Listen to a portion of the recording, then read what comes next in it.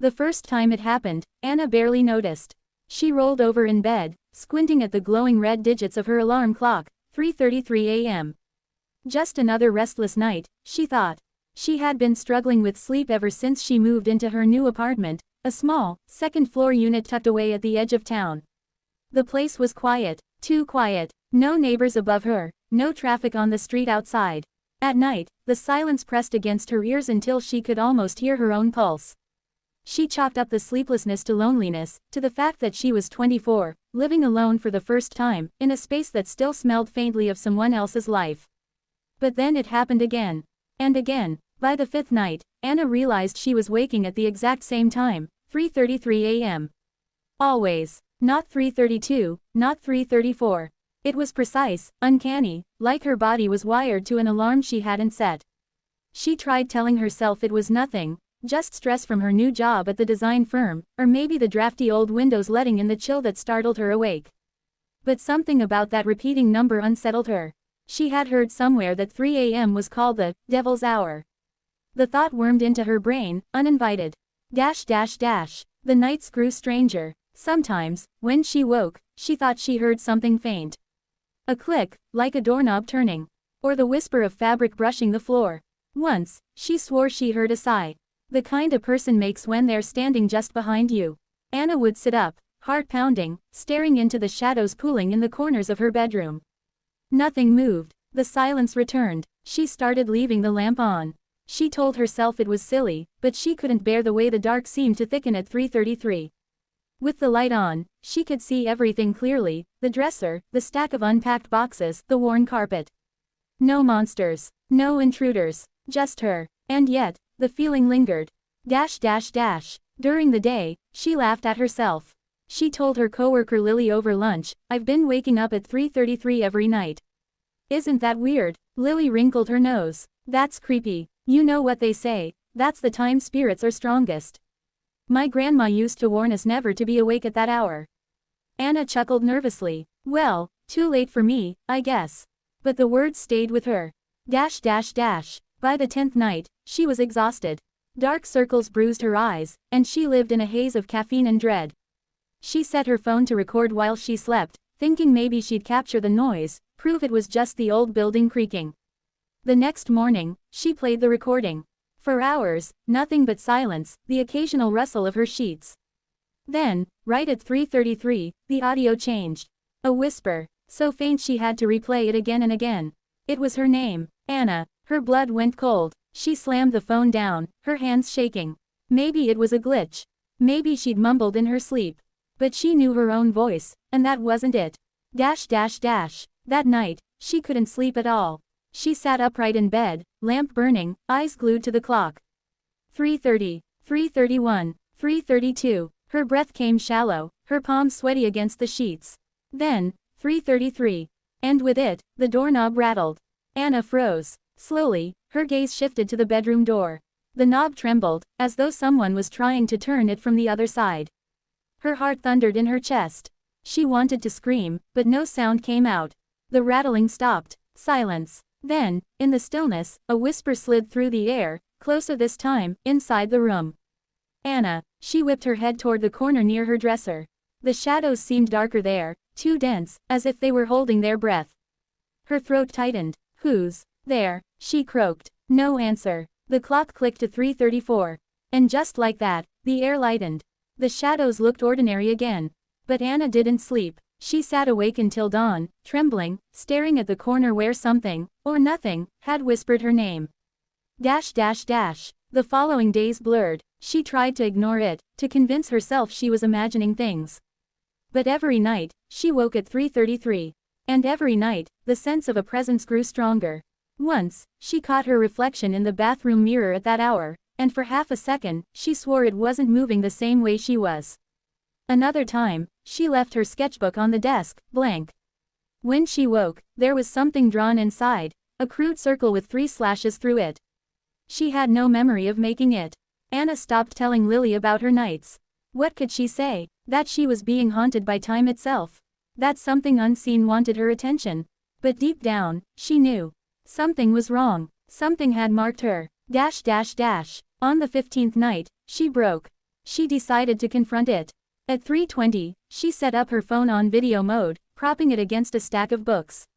She sat cross-legged on the bed, clutching a flashlight in one hand. Her chest rose and fell in shallow breaths. 3:30, 3:31, 3:32, the digital numbers glowed red. 3:33, the lamp flickered. Anna tightened her grip on the flashlight. "I know you're here," she whispered. "What do you want?" The air shifted, heavy, charged. From the darkness near the dresser, something stirred.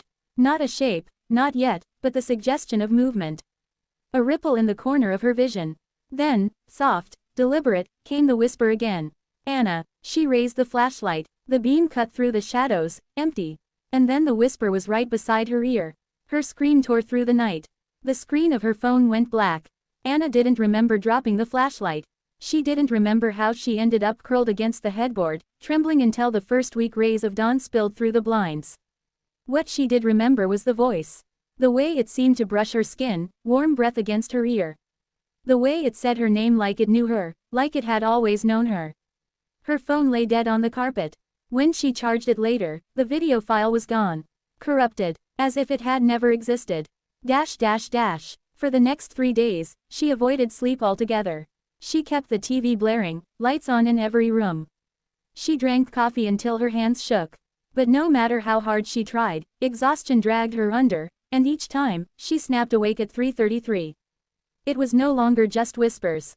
One night, she woke to find her sketchbook open again, pages filled with frantic handwriting in ink she didn't own. The words repeated over and over.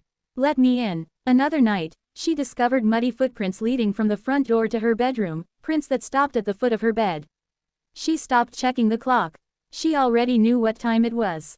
On the 4th day without proper sleep, she called Lily. "I think I'm losing my mind," she whispered into the phone.